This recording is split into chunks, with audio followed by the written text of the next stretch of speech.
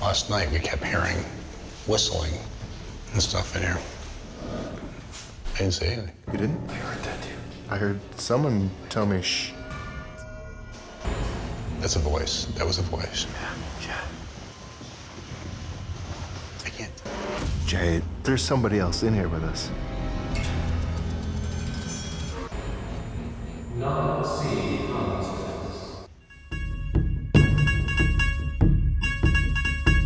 Live fast, die young, bad girls do it well. Hello and welcome to the Dollhouse. My name is Kit Kowalski.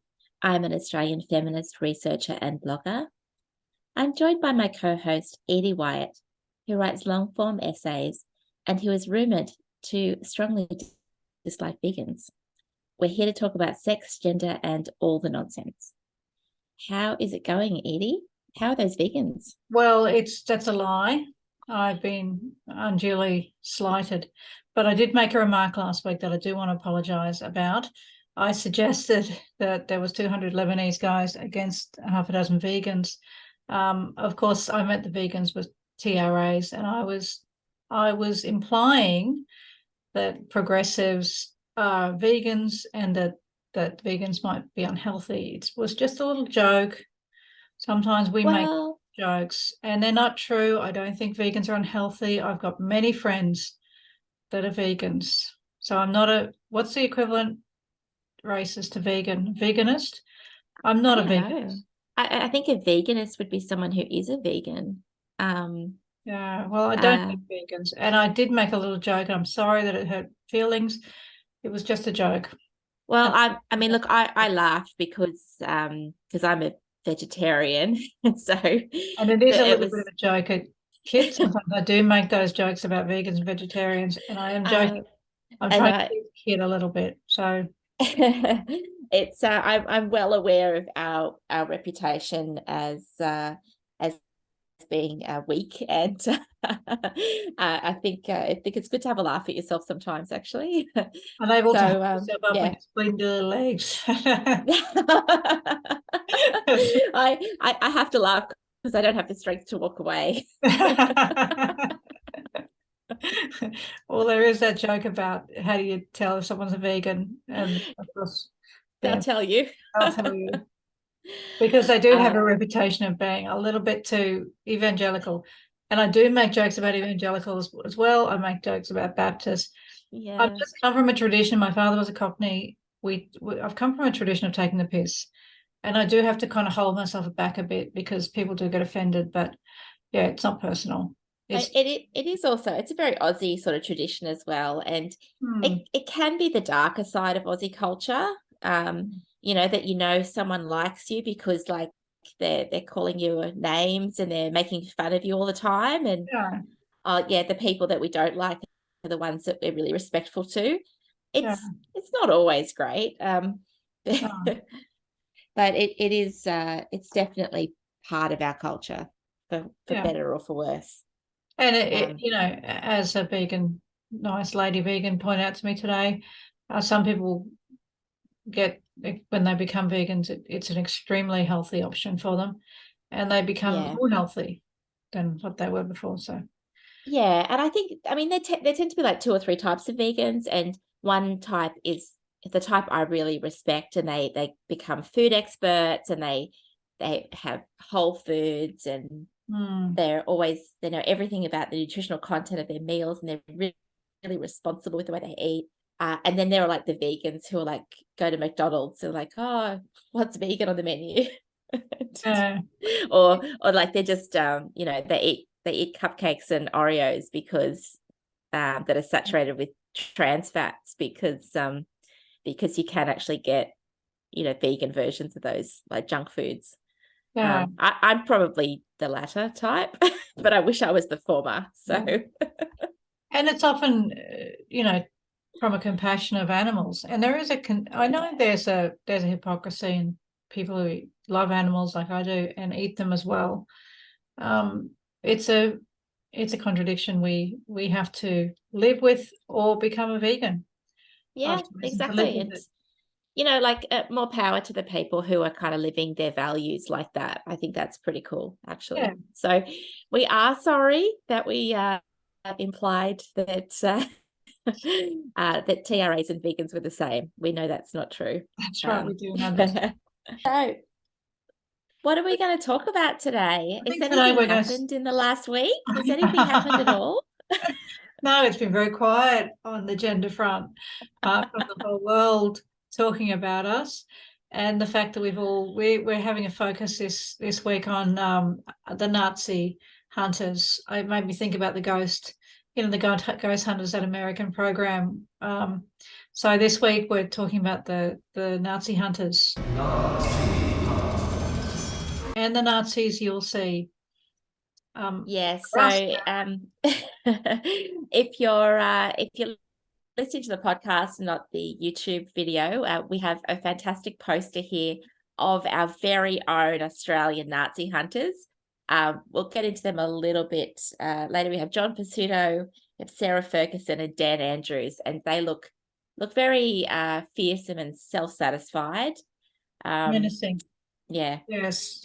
I think what I said to when Mole at the counter put this together for me, and I found a picture of Sarah Ferguson, and I think I described her as smug as fuck. Probably.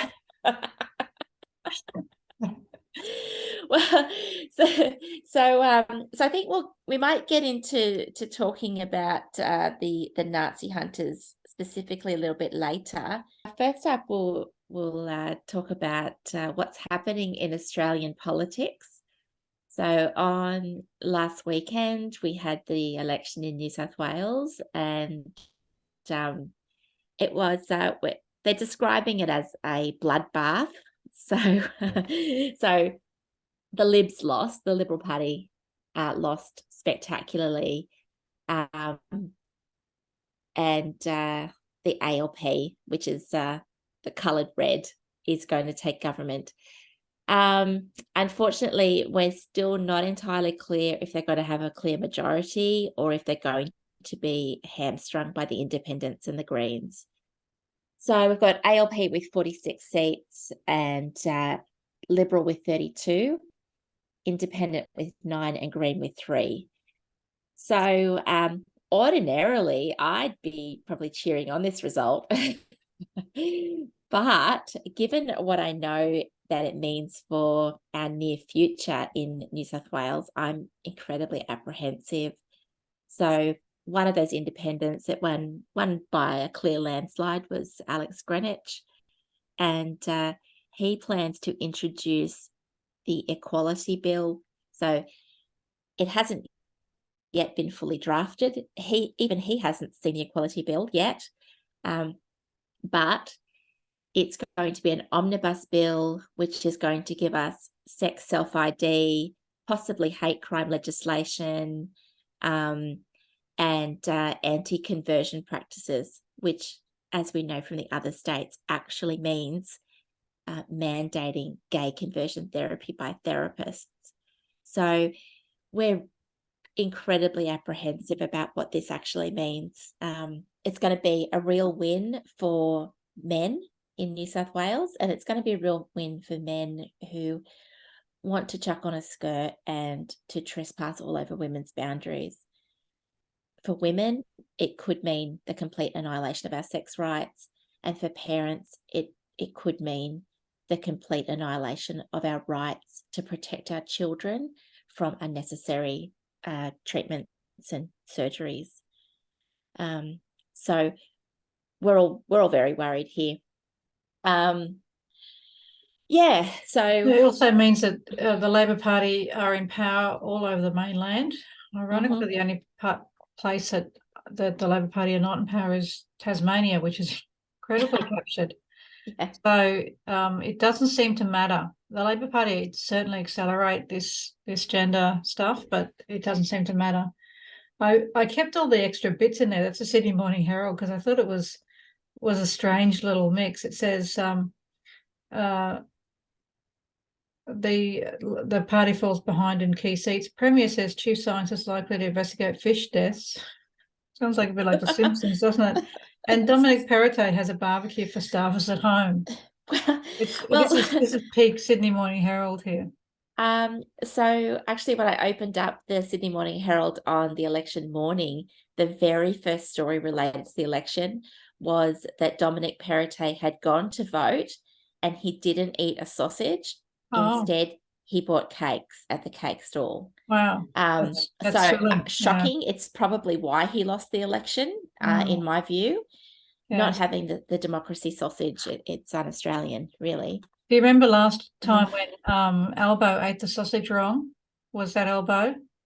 And he ate it from the middle. That. He had a hamburger, like a long hamburger bun, and instead of eating it from the end like a normal person would, he ate it from the centre. Yeah, and was it all that fell Albo? apart. I think it was other Albo. It was one of the Labor guys, anyways. But yeah, they didn't eat the democracy sausage as one needs to eat the democracy sausage. And then there was that time when Julia Gillard was actually trying to operate a barbecue, which, as we know, as Australians, that's the domain of men. It's a man's job for sure. She was attempting not only to be the Prime Minister, which is the domain of men, but to operate a barbecue, which is even more the domain of men. And she dropped a sausage, and that made the national papers. Yes. It just sort of goes to show, like, the misogyny that's still alive and well in Australia, that a woman can't operate a barbecue without it being in the papers. To be fair, I've never operated a barbecue in my life, and it's not my. Maybe she should have had training before she tried to do it. Maybe. So gender training. New South Wales election. That's probably what they do at gender re-education camp, is they teach women how to. It's how to part of the soul. Part of the gender ideology is that these roles come out of ourselves, our souls.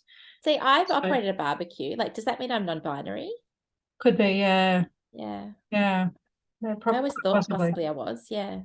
Yeah. So what's up next, now that we've talked about So next we have a story from the Daily Mail, which we wouldn't normally put a story in such detail, but this one gives us the very clear 1, 2, 3, you're a Nazi step that we're doing in Australia at the moment. It's a very fine little dance, and we will point you through the political dance of 1, 2, 1, 2, you're a Nazi. So it's about the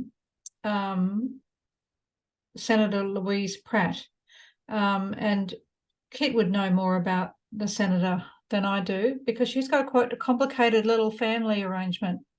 Louise, I assume that she's a lesbian. Is that? Speaking out of school? No, look, I think it would have been fair to say that she's a lesbian, but she has a really interesting little rainbow family, and good on her. That's what works for her. But it is also slightly performative. So her and her ex-partner, Aram Hosey, raise a child together, right? So Aram is actually a trans man, meaning that Aram is a female. Now, so that's nothing sort of too crazy about two exes raising a child together, but obviously they're both women, so they need a sperm to create a child. Where do you get sperm? Well, she's a senator, and she has had a sperm donation from one or other of West Australian politician Stephen Dawson or his partner, Dennis Lidlow. So one of them, we're not sure which one, have donated sperm to her to have a baby with her female partner, who presents as a man. So she's saying that the child has 3 fathers. That is the claim, that the child has 3 fathers. Yes. I don't know. I guess it works for them. That's right. But if we don't recognise Aram as a man, we're committing some kind of genocide. yeah, so like on one hand, they're entitled to have the personal relationships that they want to have, Of right? course. On the other hand, right, they're performing these personal relationships with us. I actually have zero interest in whose sperm was inside her body. And I don't need to know which of those men it was. And I'm not sure why it's in the papers that they have this arrangement at all. Well, Why is this news? well, we can see why it's news because she's come out against Kelly J. Keane.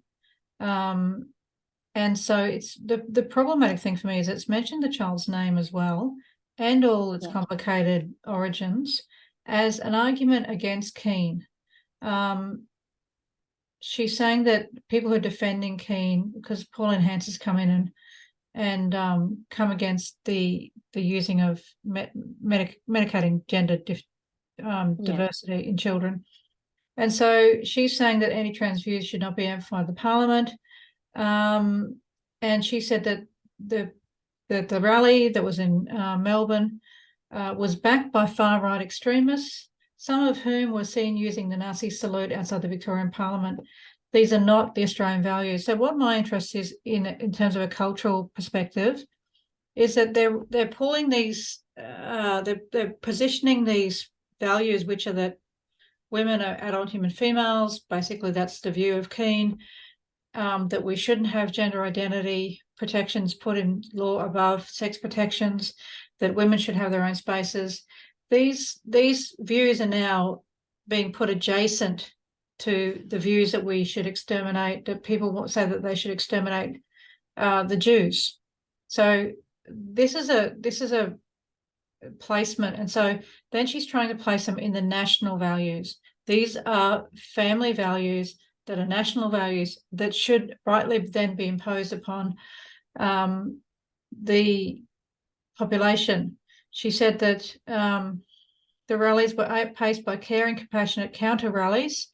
We'll see some more of those counter rallies a bit later, the compassionate counter rallies. I'm sorry, but this is the caring, compassionate counter rallies that were screaming obscenities. And yeah, and like everywhere, these people were screaming obscenities. They were trying to drown out women talking about their experiences.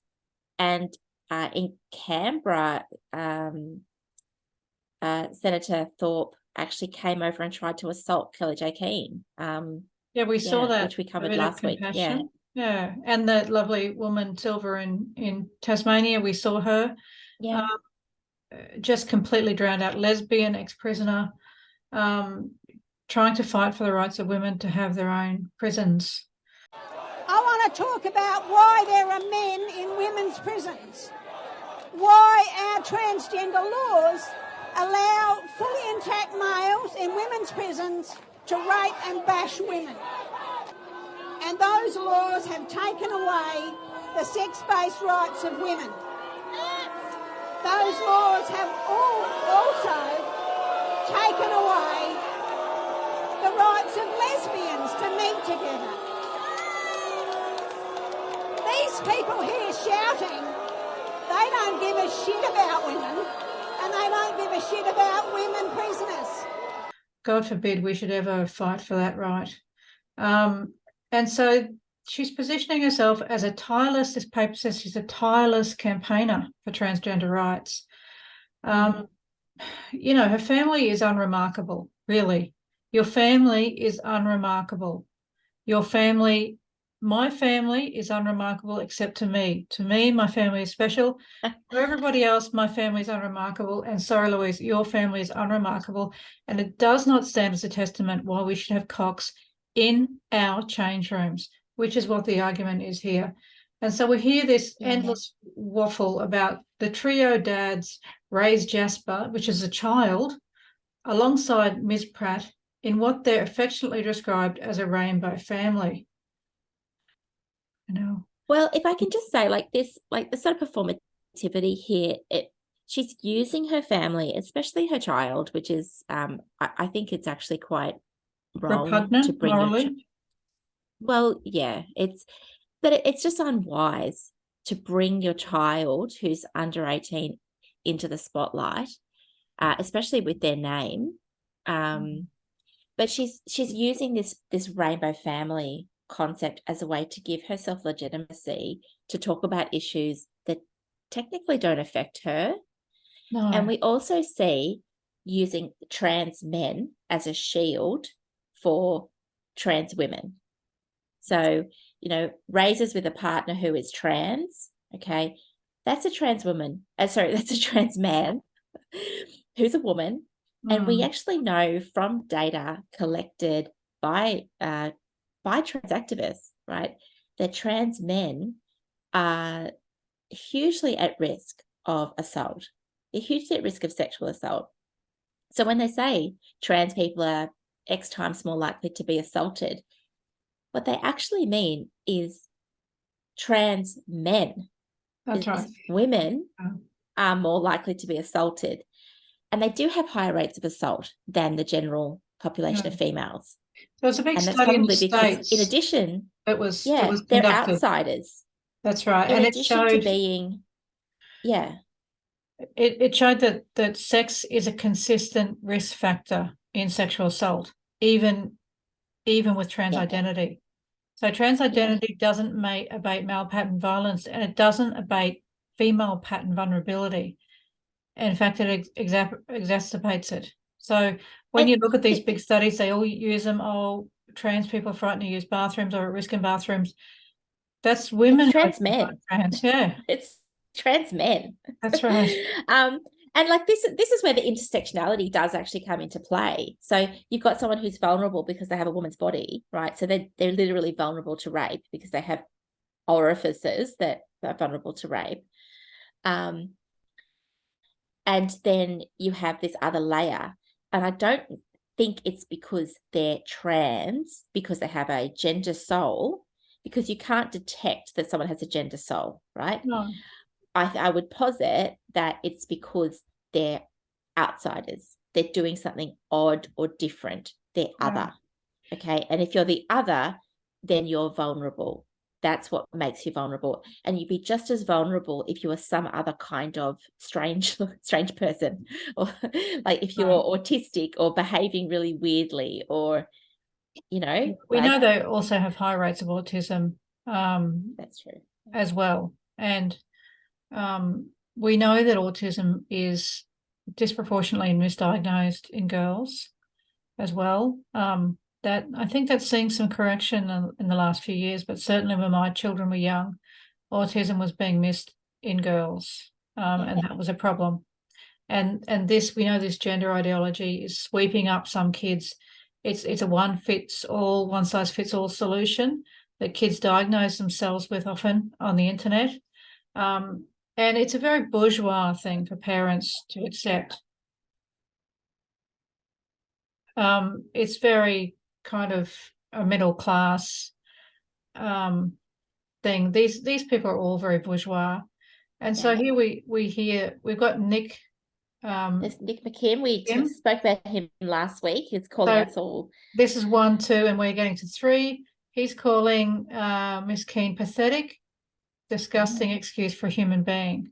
Wow. So in light of what happened to Kelly Jo Keane, let's just keep that. We all know what happened next. So let's just keep that in at the side, because she's called his partner, who we saw last week, the Greens. Yep, a groomer, because she has a transgender son.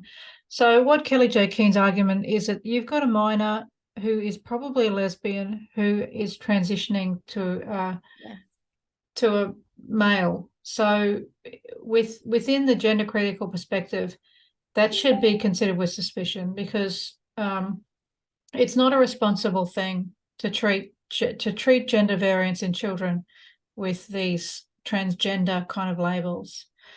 So then he goes, then Senator Rice, we've got next, just before we say Nazi, what happened on Saturday shows ideological similarities between anti-trans campaigners and the far right. And then you have a picture of Kelly Jo Keane and the Nazis doing the Sieg Heil salute. So, this is This is progressive economics. Now, can I just say that Sure. picture of Kelly J. Keane is actually from the Sydney rally, right? And you'll see, like, everyone, the Sydney rally was incredibly peaceful. Yes. It's incredibly peaceful. Brisbane. The TRAs were all the way over on the other side of the park, and you know, everyone could hear what they were talking. Everyone could hear what they were saying, and it was, yeah, it was very peaceful. It was kind of step by step, wasn't it? It was like Sydney, Brisbane, TRAs were kept apart. Then Melbourne, they got a bit closer. Then Hobart, they were kind of, by the time Hobart came, they're on the steps, and then by Auckland, they withdrew police protection altogether. Yes. We know what that resulted in. And so we have Janet Rice, who's another usual suspect. I mean, that we won't go into the background. I mean, we've got plenty of time to introduce some of these characters. Yeah, go. Do you want to go? She's saying both groups are targeting marginalised members of our community and stoking fear, hatred, violence towards them.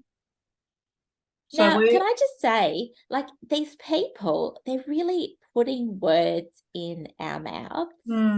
Like, again, you know, the tour is Let Women Speak. That's what it's called. That's what we're trying to say. Let women speak, let women speak, let women speak. Now, women are speaking.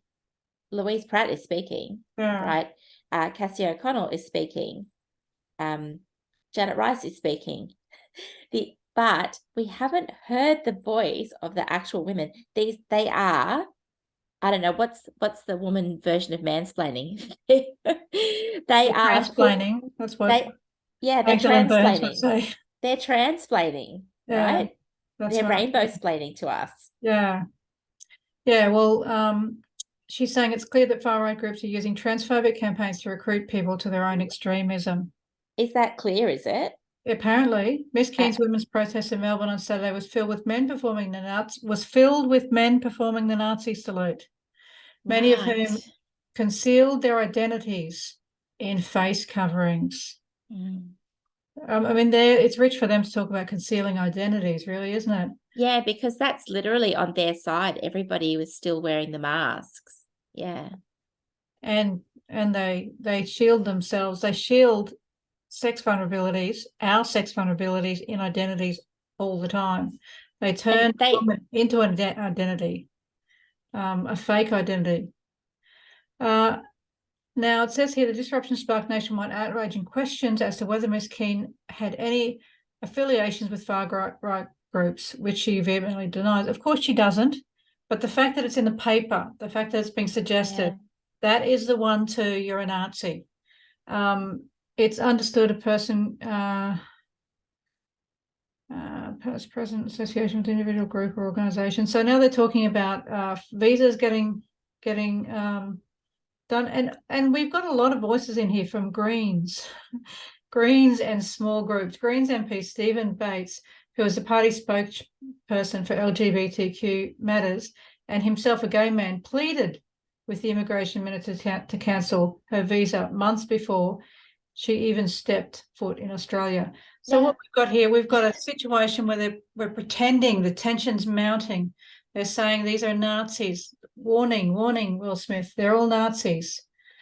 And so now opposition leader, and this is interesting as well, Peter Dutton filed a motion to make an offence to publicly display a Nazi symbol if the person knows what it represents.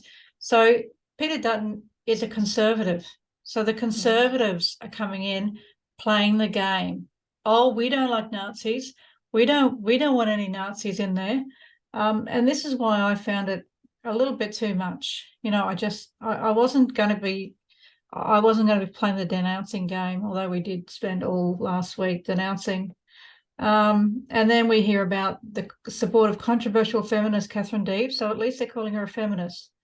So then the last little bit, this whole article and this last tiny little bit, they've got a comment from Kelly J. Keane. Yeah. So, you know, that's the press. That's how the Australian press have diagnosed us as Nazis. Yeah, all we wanted to do is speak to our lived experience as women. Why are women being punished for this? and that's really it. Like this whole article, and really this is just emblematic of the entire press, is a lot of different voices coming in and speaking on top of and over, and trying to increase the tension and trying to create the links where none exist. And so on our side, right? So we're not like the feminists, the women, we're not a monolith either.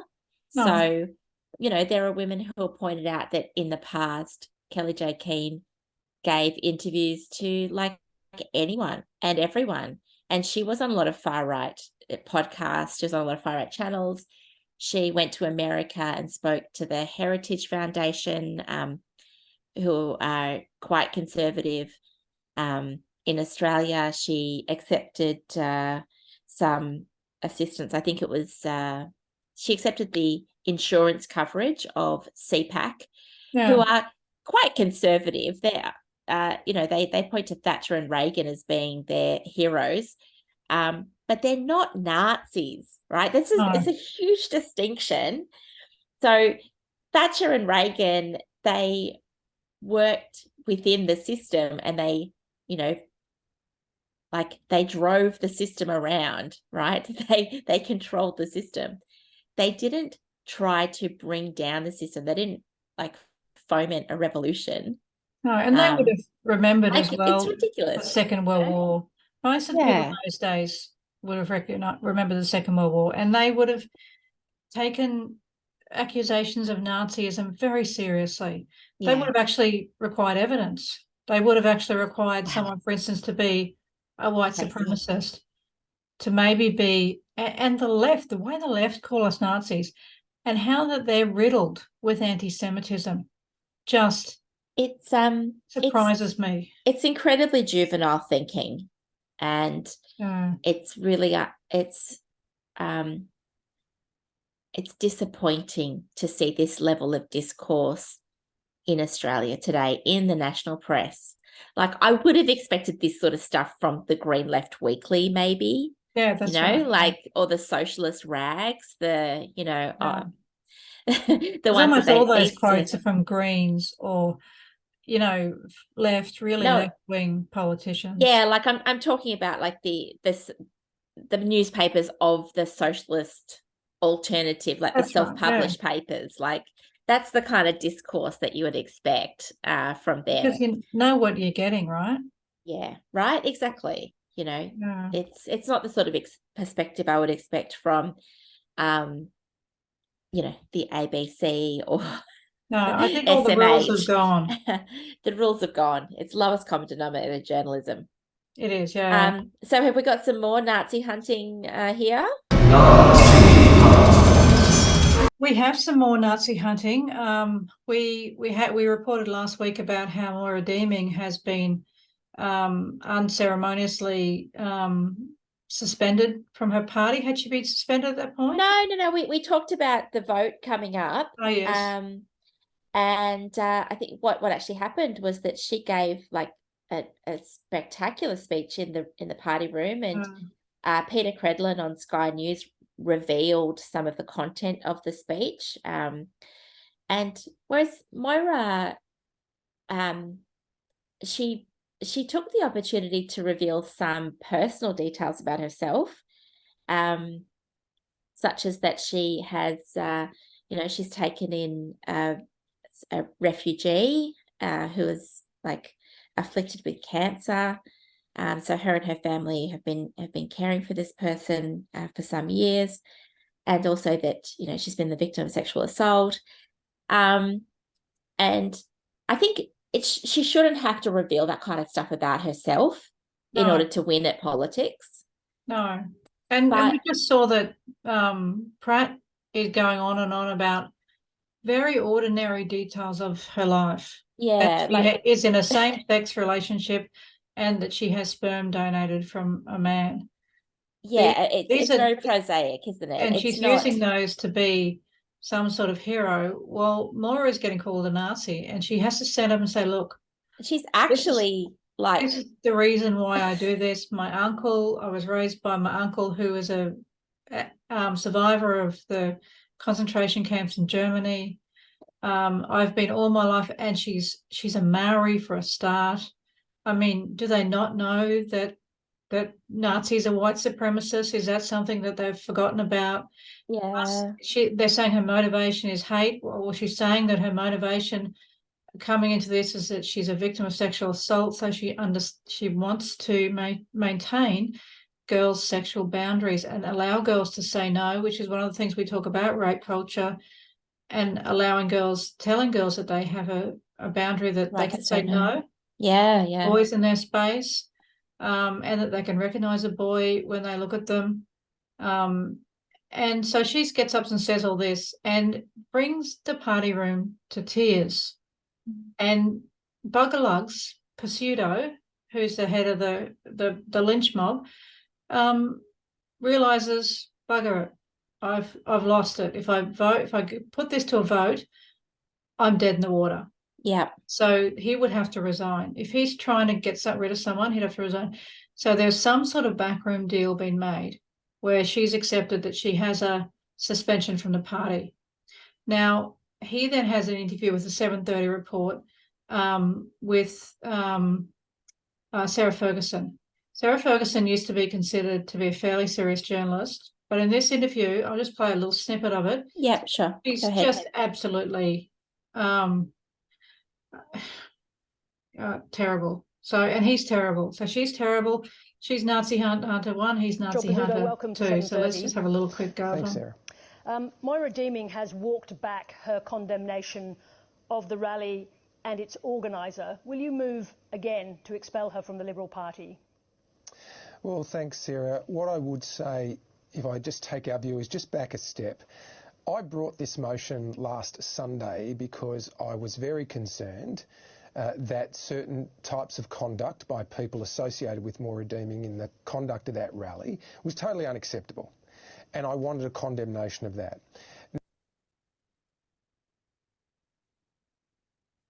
Now, she's saying that Moira's walked back her condemnation, but she never condemned the organiser of the rally, which we know is Angela Jones. Yeah. So she's never condemned Angela Jones as a Nazi. Angela Jones is not a Nazi. I mean, I don't know what things you could say about Angela Jones, but one of them is that she is not a Nazi. She's come from a left-wing background. She was an activist in the left wing, and now she's an activist as a female women's rights activist. That's what we know about Angela Jones. We know that she's not a Nazi. So the opening statement, it's always the implication. It's always the implication. Oh, she's walked back her comments. No, she hasn't walked back. Yeah, and she hasn't actually. It would have been walking them back if she had admitted that she'd done something wrong. So Moira has actually had quite a bit of integrity here, and she stood up and she said, I didn't do anything wrong. I'm willing to play the game. I want to be here in the Liberal Party. And she hasn't thrown anyone under the bus. Like, it's shown incredible courage and leadership and fortitude. I've got to say, I think that this John Pizzuto is his days are numbered. Peter Credlin called that, and he's not looking like a strong leader at this point.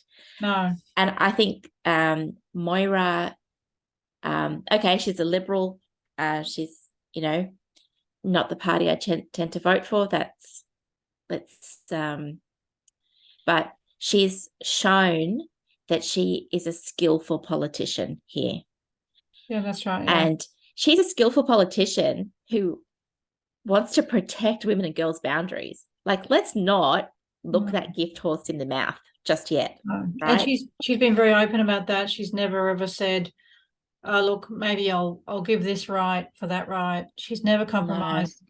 No. The Liberal Party has got a terrible reputation of having systemic problems, systemic misogyny. We saw that with Nicole Flint, who was pretty much driven out of the party because they will not protect women. And when Catherine Deves came in, they got her as a candidate, and then they refused to protect her. They refused to stand up. These weak bastards refuse to stand up for the values. They get these women in who've got strong values. Okay, this is the liberal position of feminism. We want to put women in a sex class and say that they can have boundaries. And all the blokes go, yeah, that sounds great. You go out and say that. And the women go out and say that, and they get fucking absolutely piled on. And then they abandon them, like this weak bastard who says, what I wanted from her was her to say that she condemns Nazis. What? Yeah. So and that's really like that culture of individualism coming out in the Liberal Party. So whereas I think in the Labor Party they have more solidarity and party discipline, where they'll say, look, this is what you say and this is how you say it.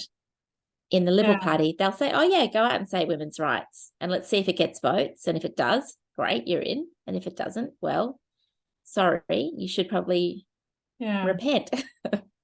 And you know, Funos knows the moderate, right? So the moderate in the Liberal Party are supposed to be a bit more left on social policies, which is fine. I'm left on. I've now left the left, and I'm still moderate.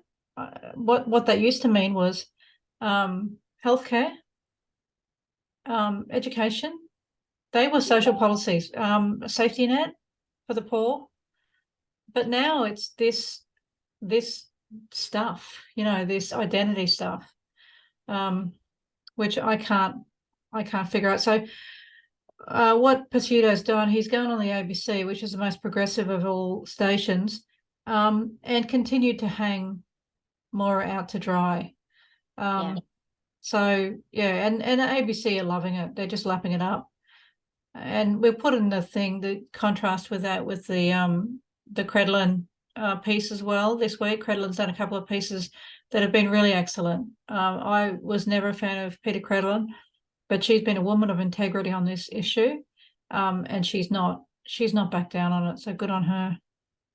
Yeah, she's her reportage on this was quite nice actually. And it was really nice to see like her supporting Moira and like that female solidarity. It's really nice when women come together and they say, yeah, I've got you back. It's beautiful. Yeah. And we do know there are Labor and Greens women who are on our side as well. But they can't speak. They're stuck in this, I always talk about patriarchy being protection and control. And that's what it is. It's, you will have our protection, but you must toe the line on this issue. There's no conscience vote for women in the Labor Party, that they just have to toe the line or go. But of course, they managed to recruit plenty of women who are more than happy to lick the boots of the oppressor. And speaking of, did I mention Shannon Fenneman?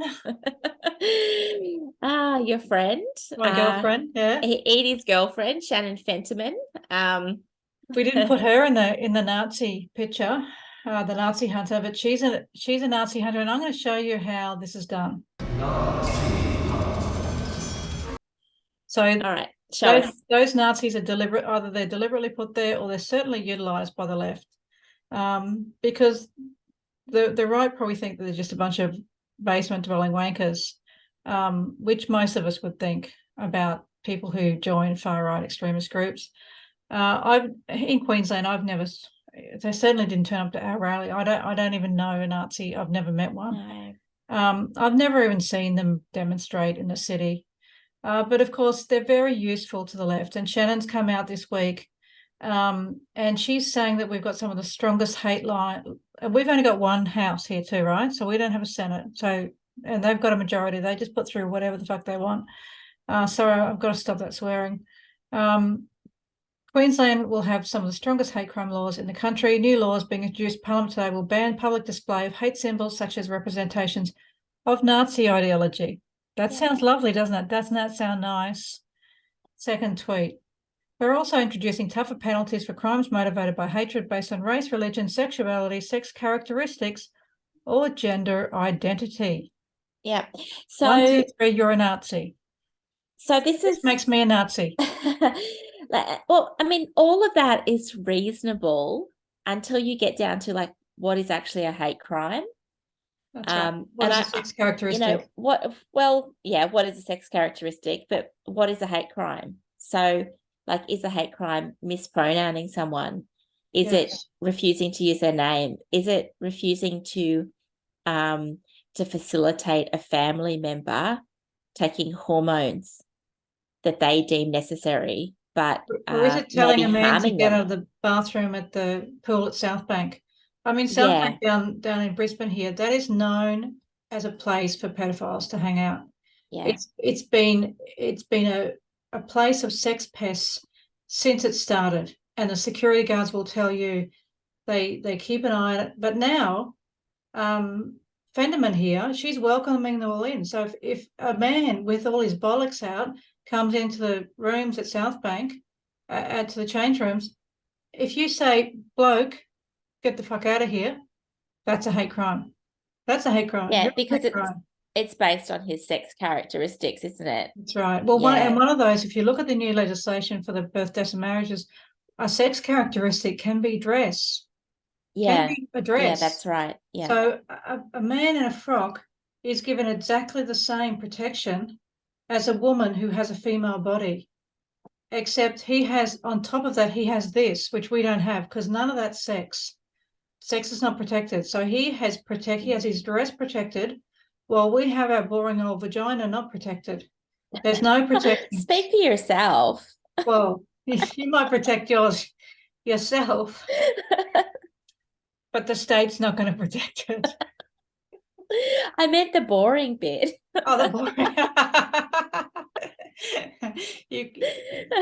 Neither exciting nor boring vaginas will be protected.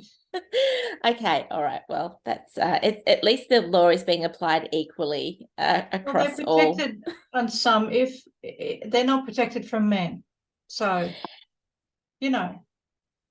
Yeah, so I mean, like, and this is it. This is where the far right connections. It's all so spurious and so circumstantial. It's Kelly J. Keane did an interview on some some right-wing wannabe guy's YouTube channel like 4 years ago, and and she said that she thought Trump maybe wasn't entirely 100% a monster, or that she could see why people voted for Trump.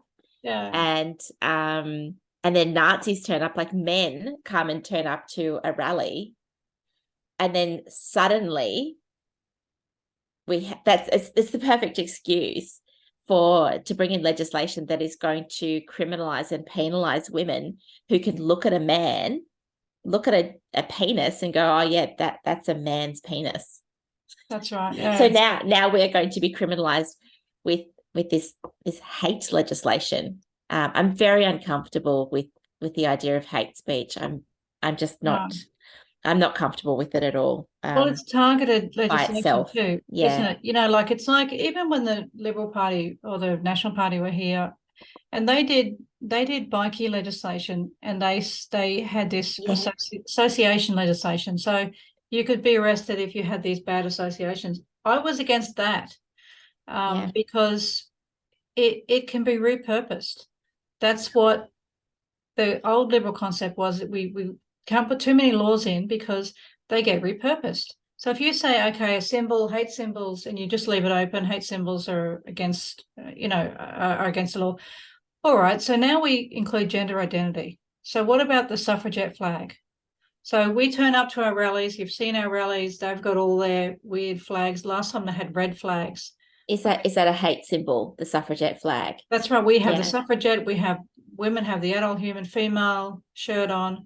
They have other colours. You know, we use them here that we have taken on as our movement. So are they going to be how many moves? If we go 1, 2, 3, see how many moves do they have to make what we believe that women, adult human females, are legal? In fact, that legislation already makes it illegal. Yeah, all they need to do is to say, well, that is targeted, like that we're wearing it to target them somehow. That's right. And the fact, like our intention doesn't necessarily matter. So we would say, well, no, we're making an assertion. We're asserting that we are adult human females, and we're asserting that we come together under the suffragette colours. Whereas they would say, well, you're displaying those as an act of aggression against us. Against trans people. That's right. Yeah. They're denying our existence. And Yeah. we're seeing over and over again all assertions. It's histrionics. It's just histrionics. Yeah, that they are just coming against us. We'll play some of that. Yeah. I haven't put on any of that from the Auckland event, but I'll play some of that as well. I'll put that in. And there's a picture there where the barriers come down, where the guys, there's a new one in the last couple of days, which is a new perspective. And it's just the guys just pull the barriers down. There's no protection. There's a perfect illustration of what's happening. As soon as you stop protecting sex, you leave sex unprotected. So you also leave speech about sex unprotected. So they just push down the barriers. There's no police, and they come in, and the first thing they do is start beating up that old lady, and punching women. This is what they do, and that's the thing. Male violence against women. I had someone arguing with me the other day that well, like the laws aren't really protecting women as it is, right? So why should we bother with having women in law?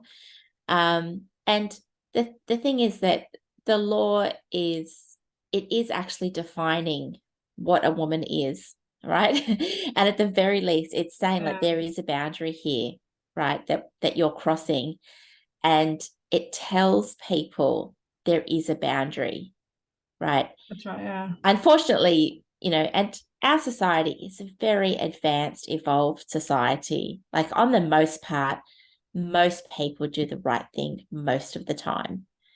We still have crime. We still have a lot of crime. I would argue that's because historically we have placed those boundaries around women, because we have said, we have given women, they had to argue for their own bathrooms.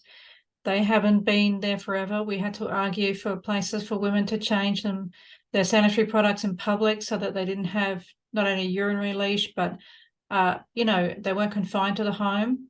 Women still give birth, and they often bleed for 6 weeks, so they need facilities that are protected. So we have been placing those barriers around women for many years, physically, legally, and culturally as well. There is not only that, but a lot of the feminist movement was actually like removing barriers that women no longer wanted. We've had barriers around womanhood for a really long time. Yeah. Really strong cultural barriers. You try insulting someone's mother, right? Like that, it's a really strong cultural taboo, of protecting women. But when you take all of that away, when you take away the law and when you take away the culture that says this is important, you're left with individuals in the moment. And in Auckland, we saw those individuals in the moment, completely unrestrained. And the first thing they do is they punch a 70-year-old woman. Yeah. Repeatedly, and giving her a fractured skull. Yeah. Well, the prejudices already exist. We know that there's already prejudice in populations against women. That's played out with data internationally. We can see that one of the things they argue is that gender is a driver of violence. So places where women have there's a low value for women, then there's more violence. But actually, there's places where women are not allowed to have boundaries against men. There's a high incidence of rape, and there's a high culture of rape. That they believe that women have no right to their own boundaries. And now we're teaching in schools to girls that they have no right for their own boundaries. Yeah. And they say, oh, yes, they can have their own boundaries, but trans women are women. No, they're not. And therefore, you can't say that to a child, that the boy is a girl inside. It's ridiculous. And so you're teaching that girl to override her instincts, which is, I think it's a friggin' hate crime. It's a hate crime.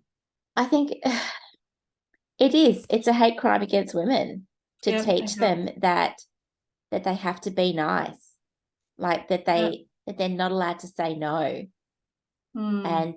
And it's a hate crime. It's a hate crime against the self, isn't it? Like, Yeah. it's actually saying, say to yourself, no, I don't have the right to say no. Mm. Yeah, and it's reframing instinct as prejudice, which is the problem. Oh, that's deep. I like that. We all have prejudice, and we all have to overcome them at some point. Oh, do we?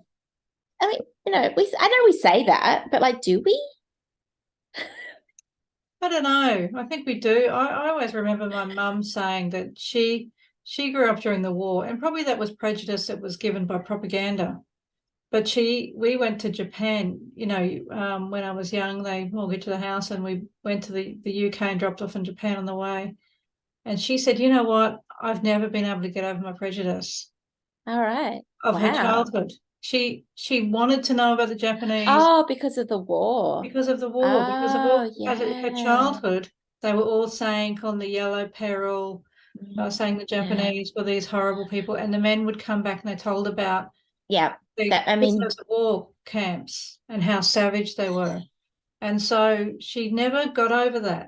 She tried, but she felt like inside herself that she would never really trust anyone who's Japanese. Not that we had many in well, look, that's quite, I think that is quite hardcore prejudice, and you can sort of see the function of it, right? In a way of like, you've been told these stories. So by people you trust, by everyone, you've been told these stories. By all these people you trust, it would take quite a lot of evidence to overcome that, wouldn't it? Yeah, that's right. I had some, but whereas I haven't really grown up with anything like that, so I don't know what that's like to be when told. You grow up in the suburbs, with all the different ethnic groups. Oh yeah, like kids naturally are not prejudiced. I think. I don't know. I think that the young people that I meet these days, they tend to be more, they're kind of curious about difference, right? And they'll sort of talk about it as though, in a way that's really shocking to me, because when I grew up, I was told, well, we just treat everyone the same and we pretend that they're the same, even when they're not the same. That's right. So, whereas the younger people that I meet, and I'm talking sort of, the 20 to 30-year-olds, they'll actually point it out and they'll say, oh, your skin's really dark, or your skin's really light, or you talk with an accent, or where are you from? And they're more curious about it than anything else. And I think that's to be colorblind. Quite interesting. That's what we used to say was colorblind, wasn't it? Yeah.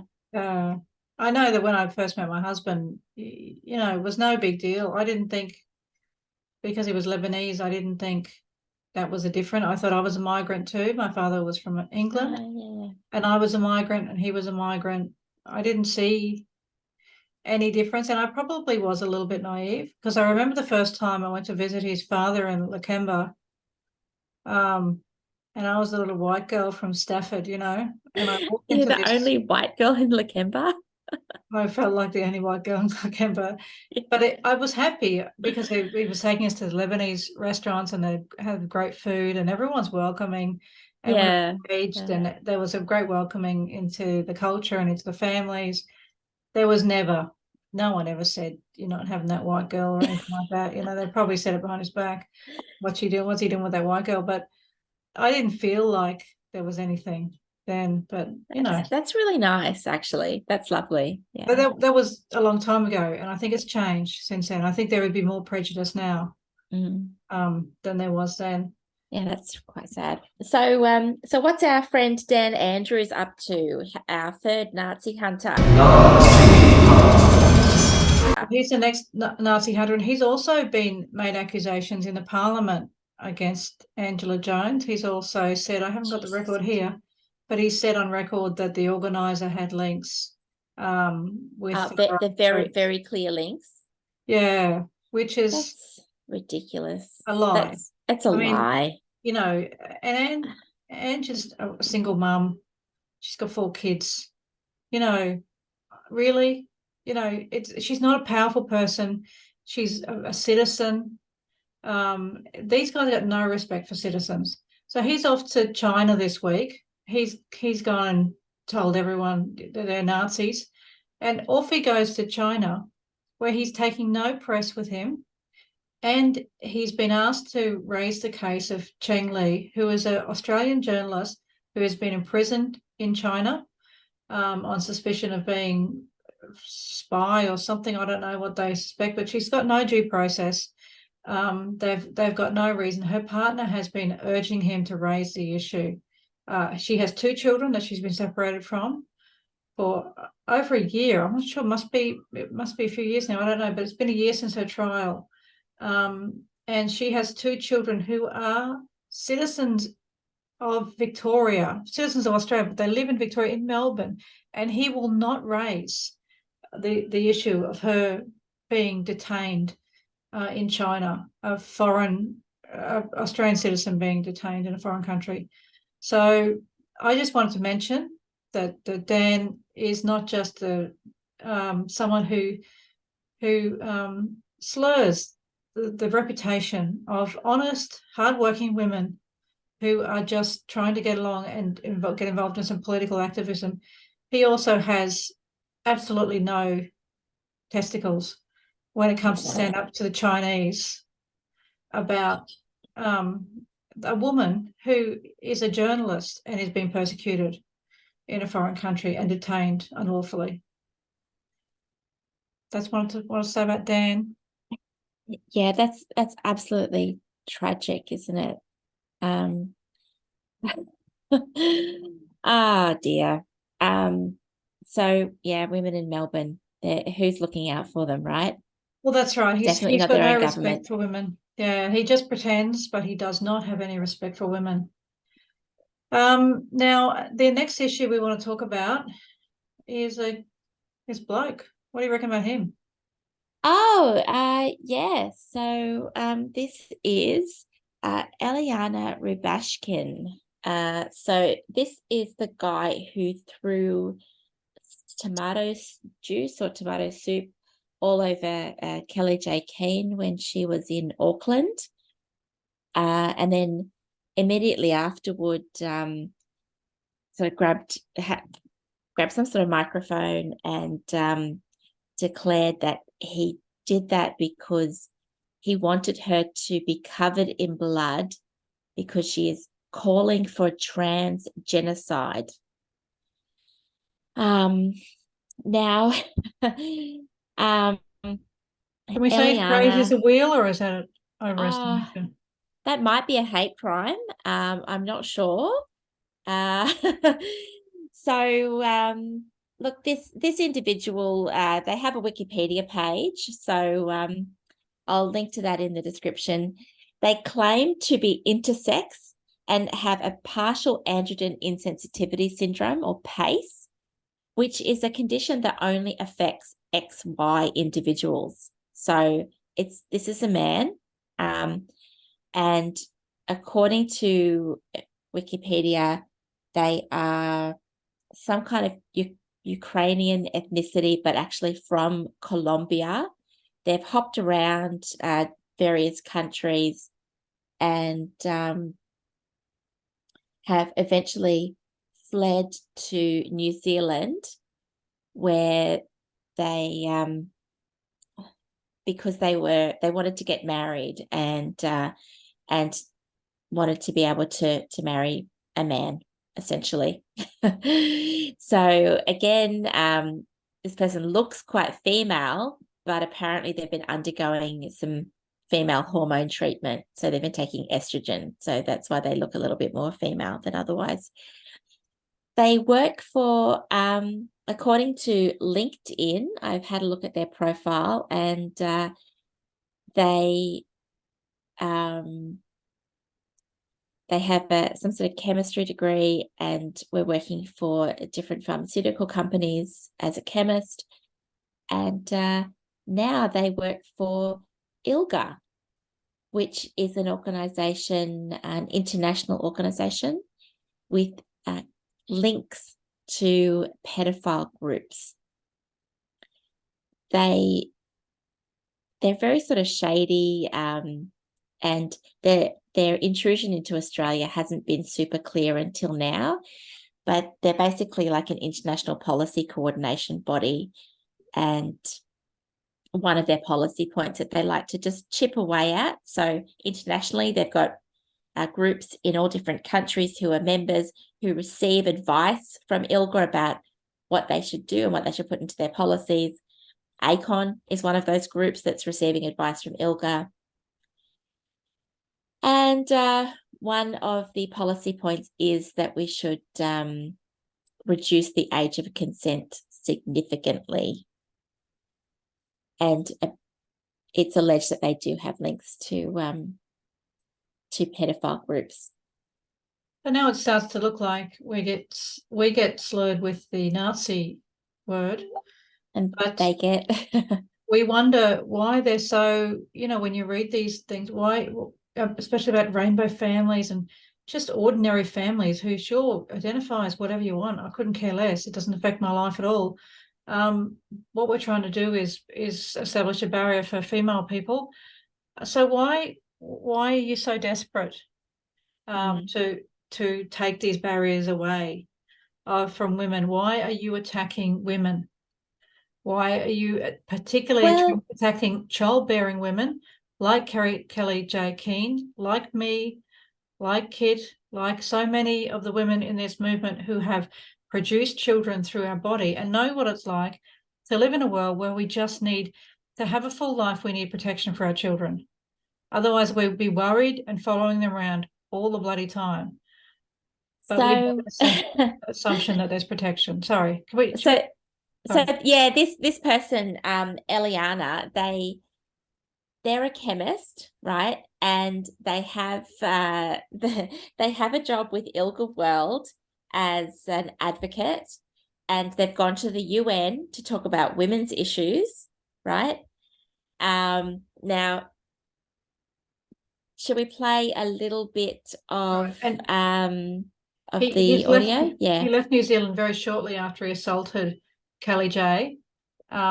He's been boasting about it online. He went to Sydney, I think. Well, actually, like just hold on that, because he's claimed to have gone to Sydney, and then he's now claimed to go to New York. But we've actually, our Twitter sleuths have raised doubts about that. So there was a little farewell photograph on the way to Sydney, and they pointed out that it was actually from the domestic terminal at the airport. Our Twitter sleuths have pointed out that the flights from Sydney to New York apparently took 5 hours. Oh, that's a good one. I want to go on that one next time. Great. I mean, he must have the Concorde or something. Yeah, like there's discrepancies here. And the New Zealand police have actually issued a warrant. So yeah, look, let's play the audio. So he's been on Spaces on Twitter. Was on Spaces, and everyone said he sounded a bit like he was a bit crazy. But I haven't heard it. But let's give it a listen. Let's hear him. Let's hear it. Let's hear what he has to say. Everything that is in my heart to stop the genocide of trans, intersex, and non-binary people. Just let me say something. Ellie, what you did, crime or not, for trans community was inspiring and was powerful, because we cannot those hate speech get through, because people are dying because of those words. Can you ask the question again? I'm sorry, I'm too hard to understand the question. Can you ask the question again? Was a really powerful thing to do, and you actually turned tomato juice into a symbol of resistance against hate speech. So what happens with hate speech? I mean, I'm going to speak about freedom of speech. Voltaire says that freedom of speech is a fundamental human right. Freedom of speech it's actually at the core of human rights. I will say that identities and people are before your freedom of speech. It's something I believe. And when you debate people's existence, you know, that's when your freedom of speech ends. Your freedom Just a question on that, because at what okay, point? but I'm sorry. Can I ask you a question? Can you not mansplain too much? Can you just try to avoid mansplaining too much, please? Because I want to hear women. I want to listen to women. I want women to speak. So I would like more women. Can I know a woman speak, please? No. Can I put you aside? I promise you that after a woman speaks, I will allow you to speak. Can I? Can you be kind? Can you just speak too much? I'm sorry, you are just mansplaining too much here. Can a woman speak? Yes, in B and B that are women on the speakers list. I sometimes identify as one. No, but I want a TERF to speak if it's possible. That's us. So look, Be careful what you wish for. now it's funny because a TERF was speaking, a woman was speaking, right, at the Let Women Speak rally. And of course, this individual went and assaulted that woman, right? So, like, yeah, this person, Eliana, there, I'm not sure if we want to spend too much time on them, but I just wanted to play that as a little insight into just the mentality that these people have. They're very confused. They resist logic. They resist anyone who challenges them, even gently. And they make up the rules as they go along. So, you know, oh, there's a TERF speaking. I'm going to stop that TERF from speaking. I'm going to assault the TERF. Oh, no, you're mansplaining. Let's hear from the TERF. Let's hear from the TERFs. Yeah. That's a 7-hour recording. And there's just phenomenal content in there where you know, Eliana claims to have brought marijuana into Australia on the plane at one point, which is a crime. He admits to assaulting someone, which is a crime, and he says that he's fled to Australia because he doesn't want to be arrested because he's some sort of political refugee. He at one point he just gets up and goes and urinates without muting his mic, which is just really strange behavior. Yeah, very ladylike too, isn't it? It's very ladylike. You ever heard a woman on Spaces go and do a piss and not mute? No, I don't think that's very typical. One thing that's interesting that he did say, if we can call it interesting, is that he said free speech ends with identity. Now that's top down. That's what their doctrine is. That's saying quite a bit out the loud. Because identity is defined by the government, right? And identity is defined by sort of an alliance between capital and government where they decide which identities are legitimate and the hierarchy of identities.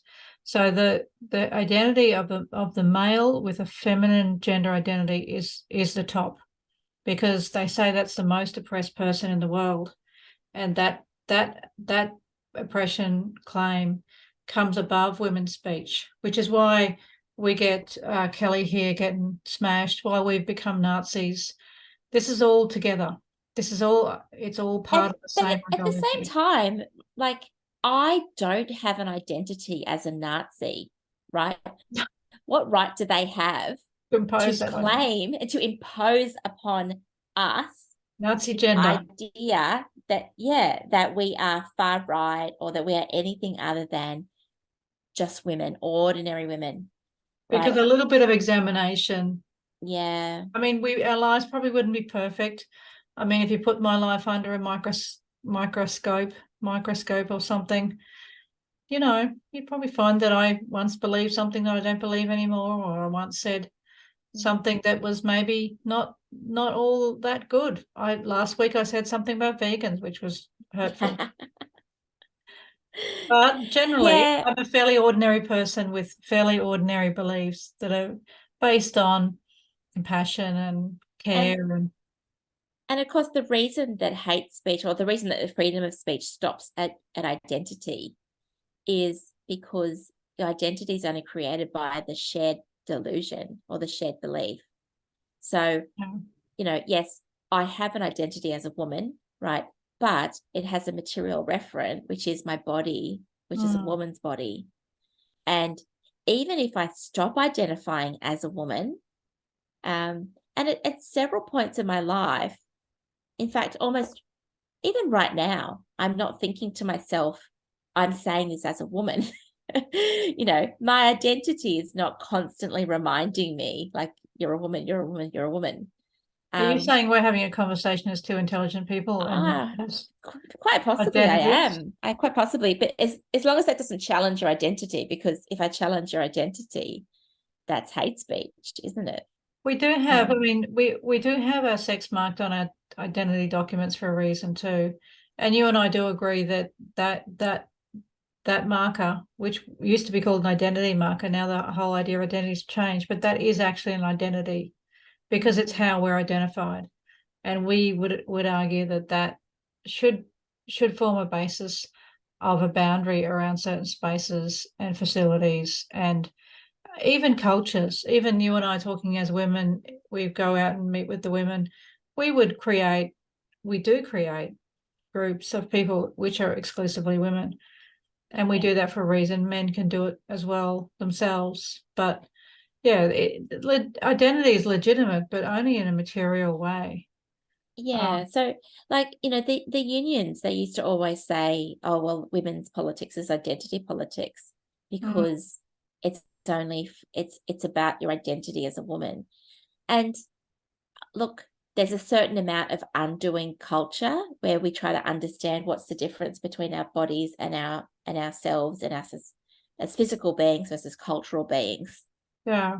But women's politics is not just about our identities, it's about our bodies. Yes. Right. And our identities have grown from having these bodies. Yeah. So you can challenge my identity. Challenge it all you want. And that's the difference, right, between someone who is a woman and someone who says they're a woman. That's right. And what happens to our bodies? You can call me a man. Go ahead, call me a man. That's right. I'm still a woman. But you've still given birth, and your life has still been defined by that in ways that are really important, and that you need the protection from the state for. Women's politics has often been in the domestic sphere because that's where women's bodies have confined them, and where culture has confined them, and where politics has confined them. So, which is one of the reasons why we argue for facilities that are adequate so we can go outside the house and be safe. Because in a lot of countries, women can't go outside the house and be safe. And one of those reasons is because the culture won't allow them to have boundaries in public from men. Yeah. So in Brisbane last night, we had a visitor that's very famous that we've been talking about here. Probably not as famous as you'd like. We had Billy Bray come to town. Now, and, because I have very close networks here in Brisbane, I was sent a video of a heckler. He got heckled last night at his show. Should I show a bit of that? That would be great. I can't wait. Anyone might be concerned by what I've just said. I want to make it absolutely clear that I 100% support the right of women and girls to be safe in their spaces, in their own private spaces. 100%. But I happen to think that is compatible with trans women also being safe in that space. And I'll tell you why. I'll tell you why I believe that. Stop calling women Nazis! Because I believe that the threat faced by women and girls and trans women comes from the same place, and that place is male violence. And it's this that we should be bleeding our fingers every night on Twitter trying to get the fuck sorted out. And it comes... Stop calling women Nazis! I didn't call anybody a Nazi, madam. I simply pointed out that when Nazis turn up to support your cause, you might perhaps think which side you're on.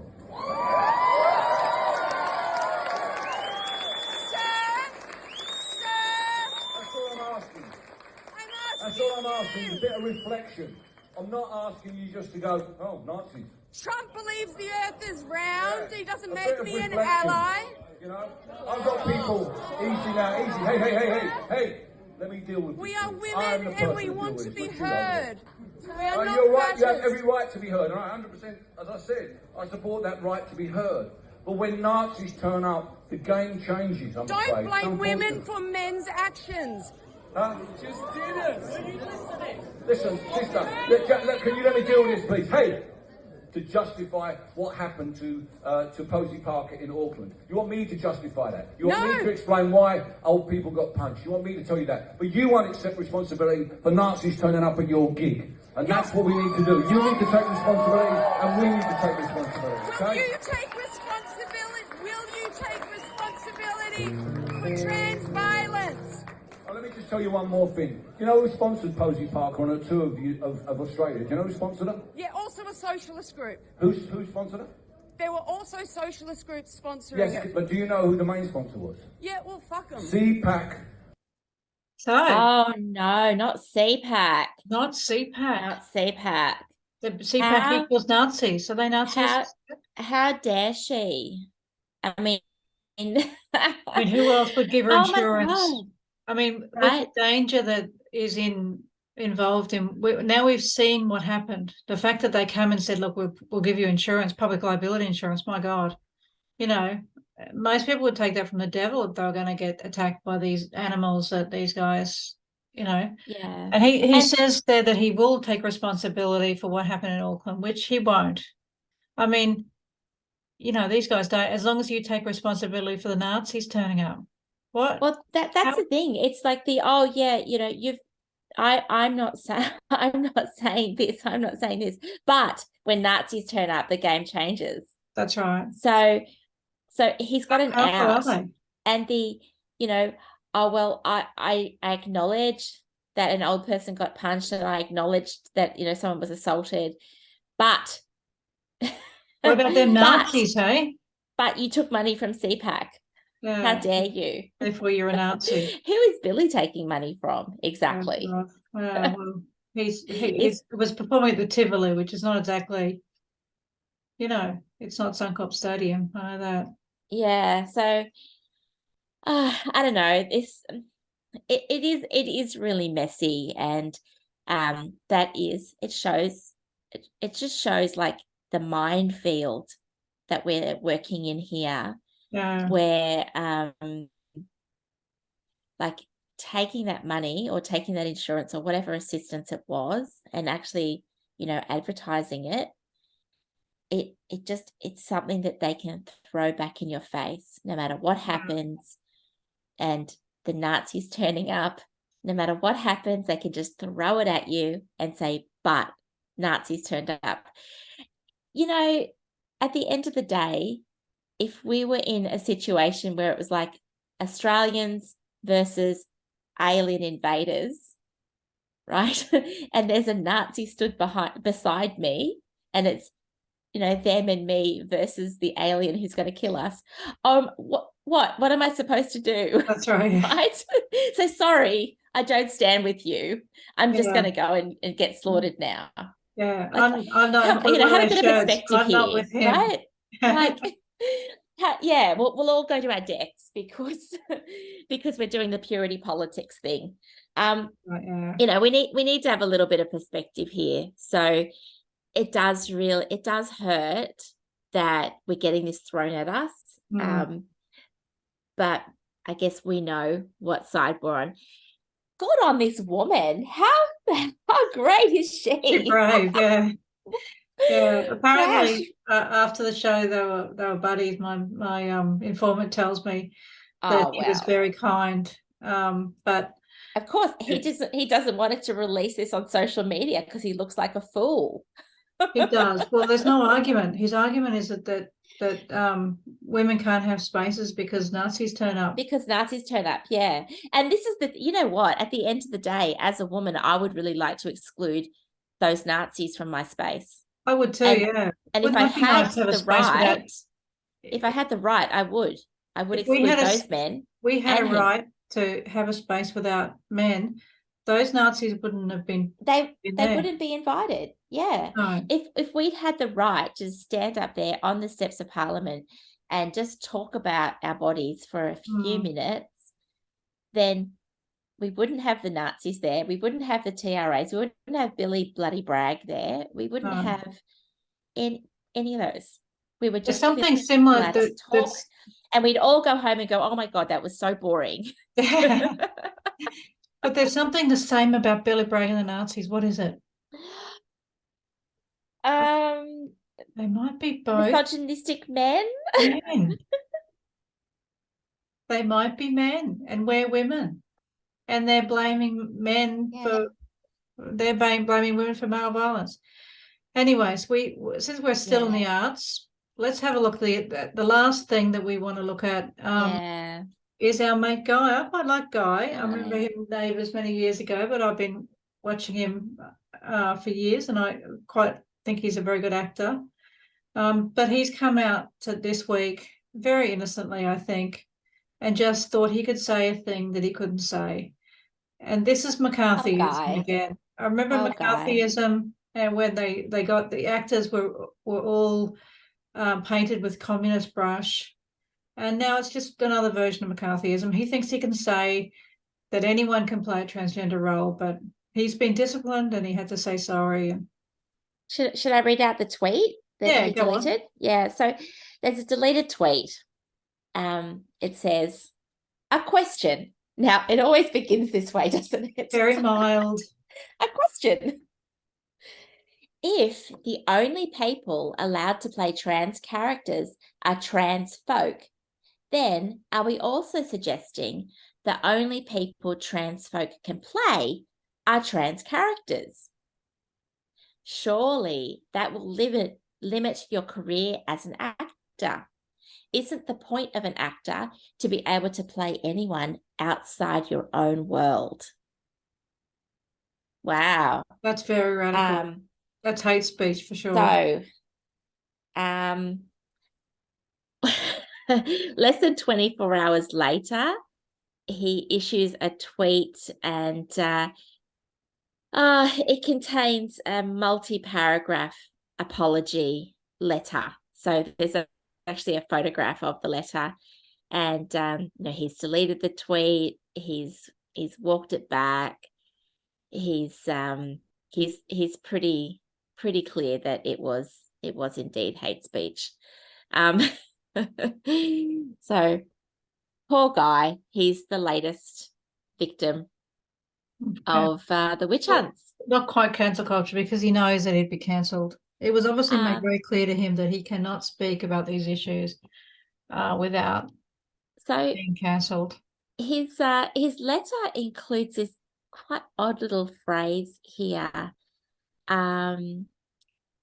He said he's a I've just lost it here. He said he's like a multiply privileged person, right? So he's speaking, that's right. He's speaking from a full house of privilege.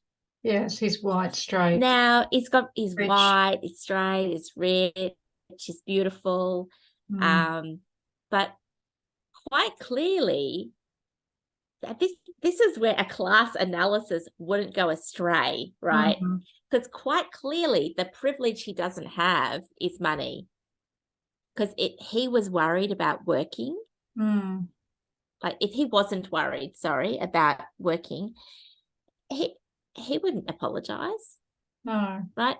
If he had enough money in the bank, why would he need to walk this back, right? The capitalist system has this stitched up. I mean, I hate to sound like a socialist, but the whole capitalist system is integrated in this stuff, and you can't earn a living.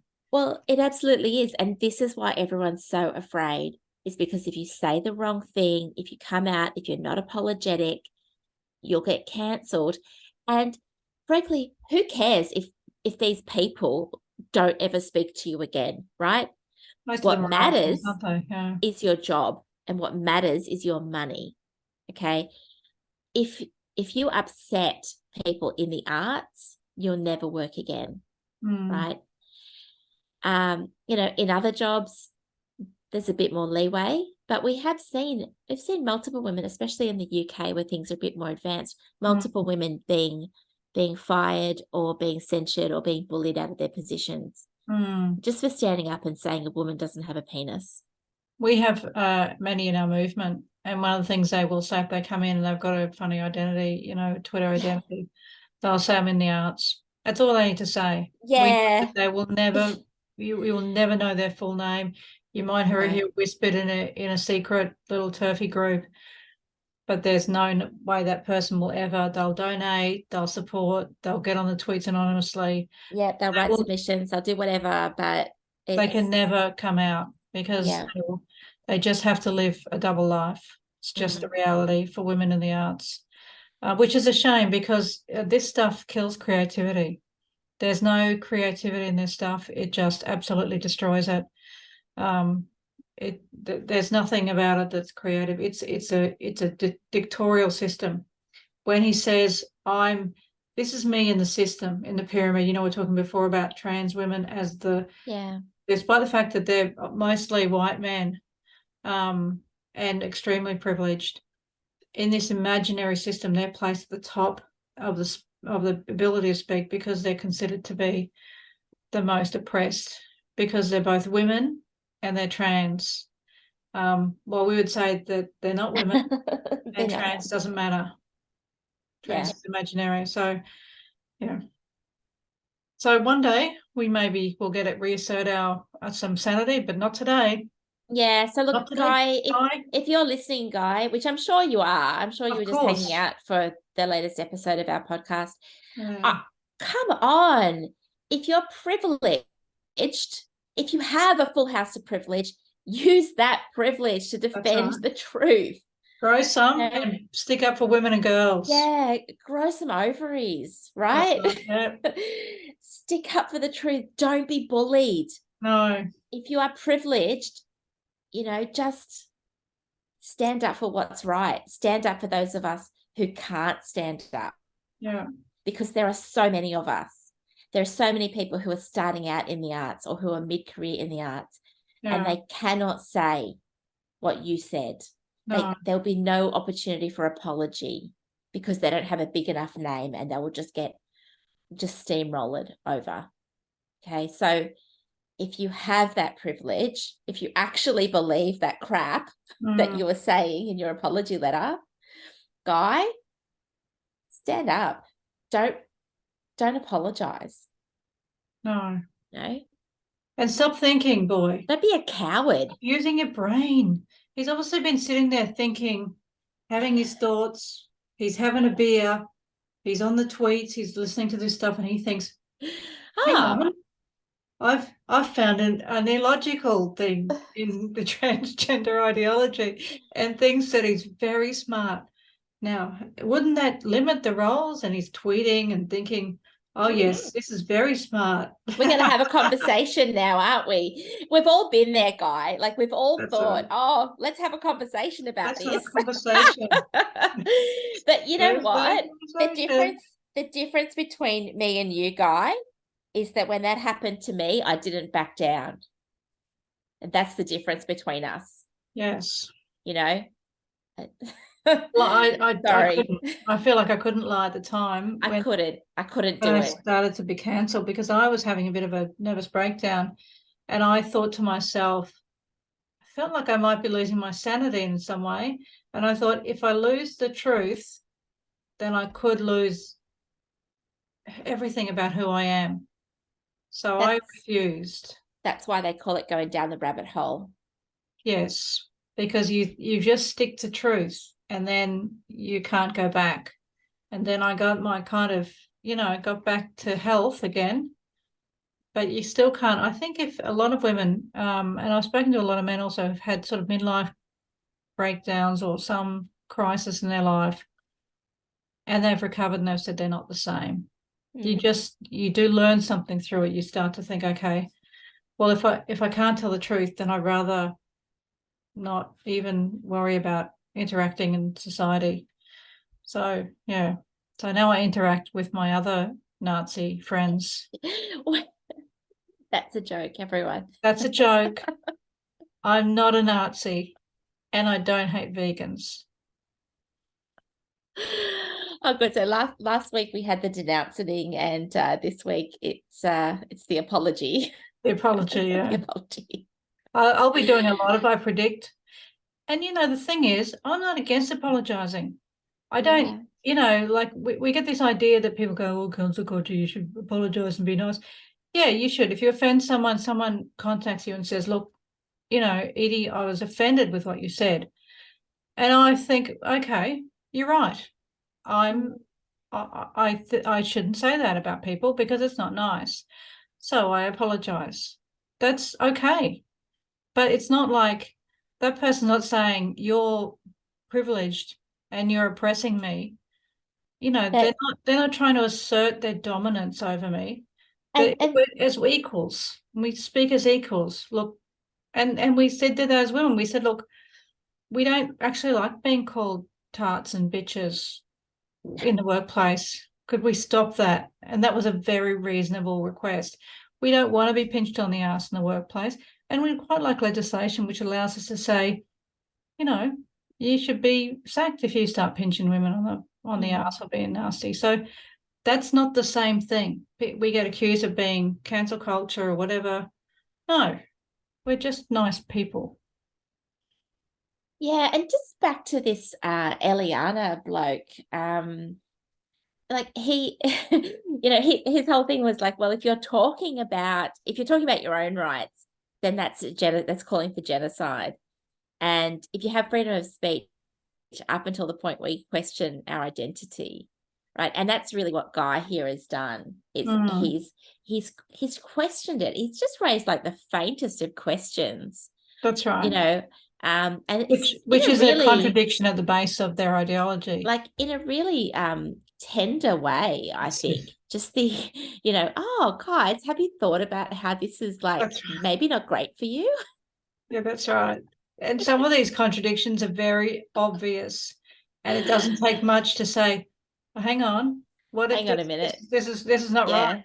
But it undermines the whole. If you start asking questions, it undermines the whole thing. The whole thing, it falls like a cheap suit very easily because it's. Have I mentioned? It's absolute nonsense. Okay, so we're almost at the end of our conversation. I just wanted to do a little bit of a shout out. A couple of weeks ago, I mentioned a video had come out from an individual calling themselves the Desert Runner. This video is talking about ACON. They've actually done a part 2. So this is fantastic news, talking about ACON's influence on Victoria Police.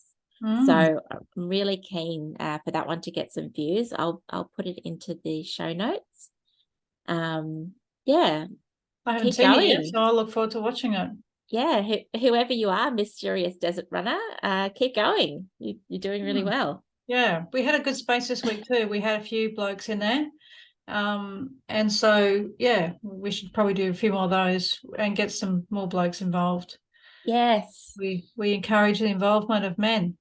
We need the men's auxiliary, I think. We don't have, they're not feminists. That's one of the things that you might like, conservative men might like, is that we don't have male feminists. No, we don't have male feminists. As soon as a man calls himself a feminist, he's out. Sorry. It's a red flag. That's why the TRAs carry those red flags. That's right.